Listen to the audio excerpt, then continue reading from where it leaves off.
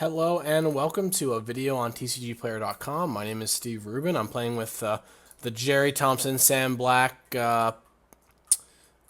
Josh Utter Layton blue-black control list from the World Championships. And a pretty interesting deck because it kind of, I'm not going to say it came out of nowhere, but I didn't expect it to be as prevalent as it was. And just some of the new cards in Ixalan kind of make it kind of complete this deck, even though a lot of the cards are actually from a previous block.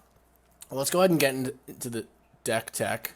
So we have 60 cards, obviously. Never play 61. Don't tell Ben Rubin. And we have 26 lands, and that's part of the strength of being blue-black. And a control deck, you know, in this format, you have to compete against mono-red, you have to compete against Teamer. These decks come out really fast.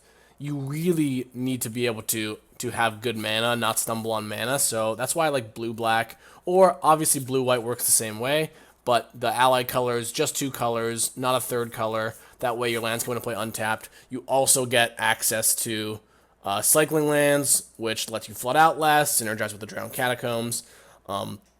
So, yeah, you have 8 dual lands, the Drowned Catacombs, and the Fetid Pools. You have Evolving Wilds. Now, I'm not sure if this is right. Kelvin Chu, which is like the other blue-black control deck you can look at, played Submerged Boneyard instead. The Evolving Wilds is nice just because it thins out your deck and it triggers Revolt for Fatal Push.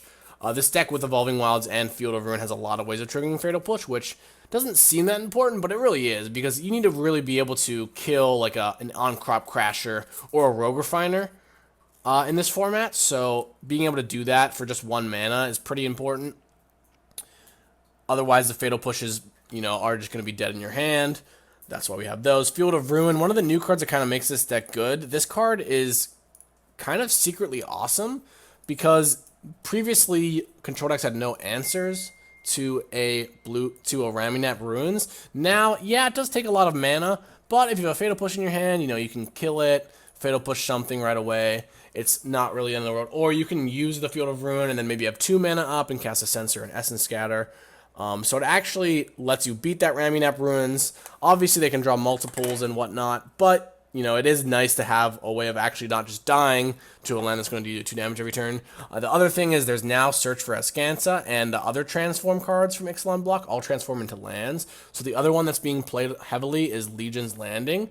Field of Ruin being 2 colors, this actually lets us destroy those lands, which, especially in any control mirror, if you're playing against an Esper deck and you have 3 Field of Ruin and they have 0, that's a huge advantage for you, because if you get a search online and you flip it, you can actually answer it. Or they can't answer it, but you can, so that's why we have the 3 Field of Ruins. 6 islands, 5 swamps. There are a lot of double black cards in this deck, but a lot of the cyclers are all blue, which is why you have 1 more island. For example, Censor and Hieroglyphic Illumination. 4 Fatal Push, Standard. Let's go ahead and go over the removal first. You have 2 Essence Extraction, 3 Vraska's Contempt. For your control deck, you're a little bit light on removal, honestly, but you do have Gearhulk, of course. A lot of counter magic. Fatal Push is just great against everything. Obviously, against control, it's bad, but this is just one of the best removal spells they've ever printed. So it's pretty clearly going to be an auto-include in any blue-black control deck. 2 Essence Extraction. This is the card that lets you kind of compete with mono-red, especially because you have the Gearhulks, because they let you gain some life, get a bit out of range, and, of course, this does kill a lot of creatures out of Teamer energy. And I've even found it to be good against some of the token decks of the format, just because the 3 life gives you a bit more time to draw cards and stabilize with Scarab God. So that's why you have the Essence Extraction. Then Vraska's Contempt. This is a really expensive card, but just is a sick answer right now because it kills the Scarab God, it kills a Gearhulk at instant speed, it kills Hazoret, which is really important, kills anything that the Teamer deck can play, a Chandra, I guess except for maybe a Bristling Hydra, but that's why you have the Contempts. So you have a pretty decent suite because you have like the really cheap efficient removal spell, and then you have the kind of like catch-up removal spell, and then you have the sort of really expensive clunky but can just point and click kill something, as I like to say. So that is why that's in there. 4 Censors, 4 Scatters, 3 Searches. I think Essence Scatter is really good right now because it's actually not dead in the control mirror. I think that's very important. because in game 1 of the control mirror, you want to be able to just never let them resolve a Gearhulk or a Scarab God if you can't help it. Of course, against mono red, it deals with like all their threats, especially a Hazard. It's really good. Sensor just gives you the ability to have more interaction that once they get more lands, you cycle. Pretty self-explanatory. But Search of Azcanta is really the reason that this deck is a deck, honestly, because it's just a really sick early game card filtering card. Helps you hit lands when you need them. Helps you hit spells when you need them.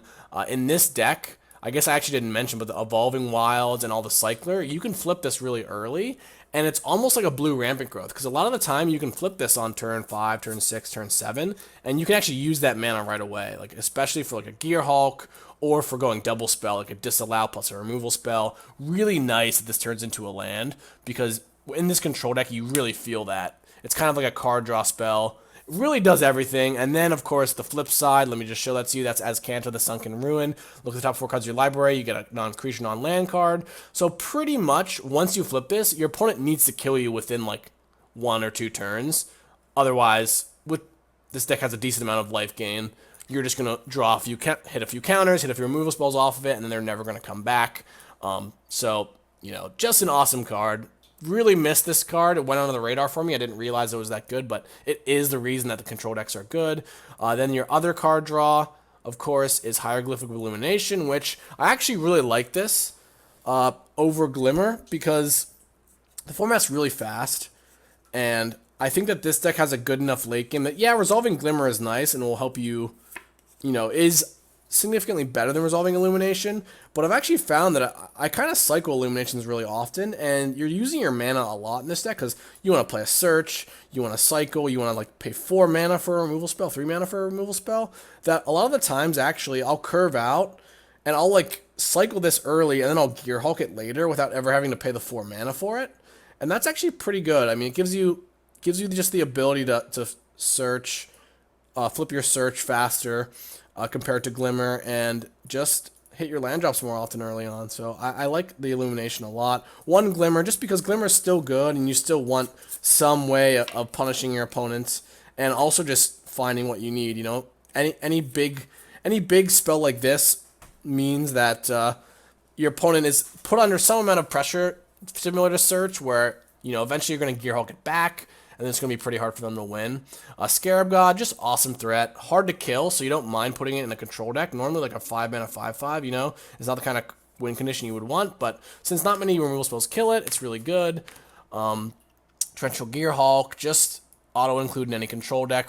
Really awesome. I recommend playing 3 Gearhulks, 2 Scarab Gods, and not the other way around like Kelvin Chu did, just because you can get Scarab God flooded in some matchups, and the Gearhulk, I think, just has a lot more immediate board impact. So you'd rather have more of the card that doesn't let you fall behind as much. Playing 3 Scarab God is kind of like a miser strategy. Sideboard, 2 Vizier of the Many Faces, 2 Negates, 2 Contraband Kingpin. So let's just go over the Vizier, I guess, before I don't know why I'm just listing everything off like I don't know, like I'm selling something. But 2 Vizier of the Many Faces. This is for Teamer and for Mirrors, just because it gives you a card that can deal with their value game. Like, they play Rogue Refiners, they play Bristling Hydras. It's kind of sometimes hard to beat those cards. Vizier supplies you with just a threat that can just trade off and then give you a ton of value, right? Because you can always embalm it. And most of the time, they're signing out removal against you. So it's pretty potent against them post-board, because once you resolve it, a lot of the times they're going to have trouble dealing with whatever you copy. Also, it's really good with Torrential Gearhulk, and that sounds like a kind of like wow, like you really, is that will win more? And it's really not. I think that there are a lot of games where you can resolve a Gearhulk and still lose, in the nature of the standard format. And some of those really grindy games, if you have a Vizier, like you have a Gearhulk but you can't really attack with it, Vizier lets you like make another Gearhulk while holding up counter magic, so you can actually kind of just go off, make a really good board, draw a bunch of cards, kill all your opponent's stuff. 2 Contraband Kingpin, they played 3. I actually have found this card not to be that good, just because I don't think it's actually that good against mono red. They have a lot of ways to making it can't block, and post-board, they have Chandras and Glorybringers, which kind of laugh in this card's face, but there it is. I mean, I think it's better than a lot of the cards you have against mono red, and that's such a tough matchup that you just want to do things early. 4 duress, for the control mirrors, for any sorts of anointed procession nonsense deck. They're also okay, but not great against Gift, Gate of the Afterlife decks. Two negates, control mirrors. I find them.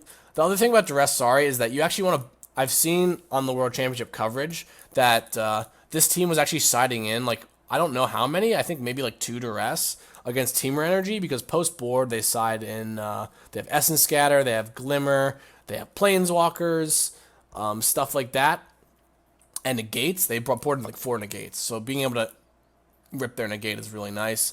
Negates, pretty self-explanatory. Argo's Bloodfast.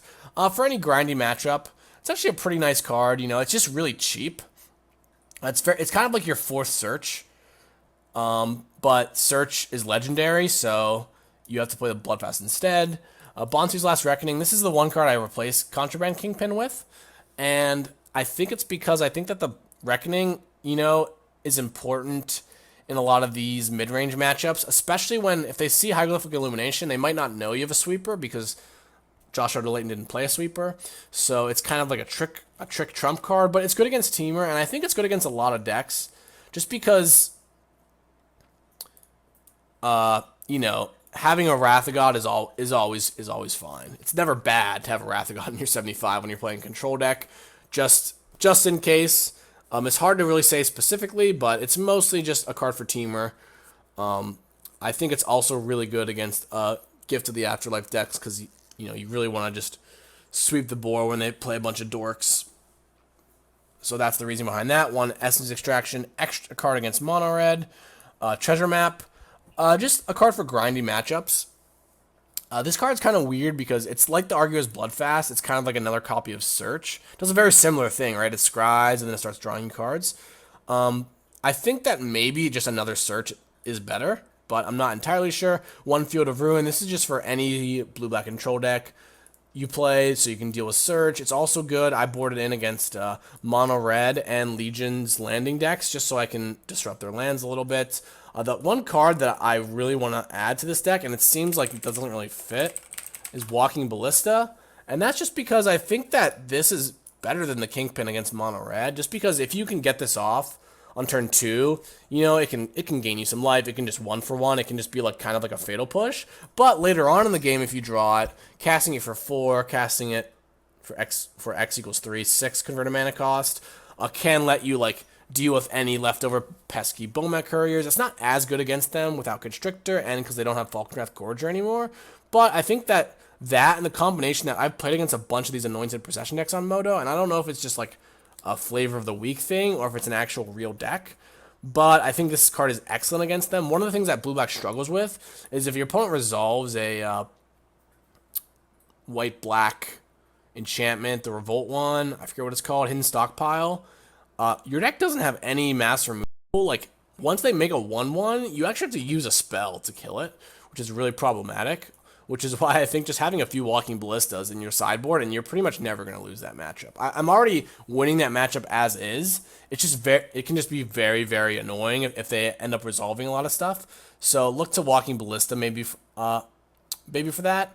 Time will tell, because I really need to test out this against Mono Red. It's possible this is just bad against Mono Red, but the Kingpin just can't really block. Doesn't really do much against their Go Big plan. So, and that is the deck tech. So thank you for tuning in.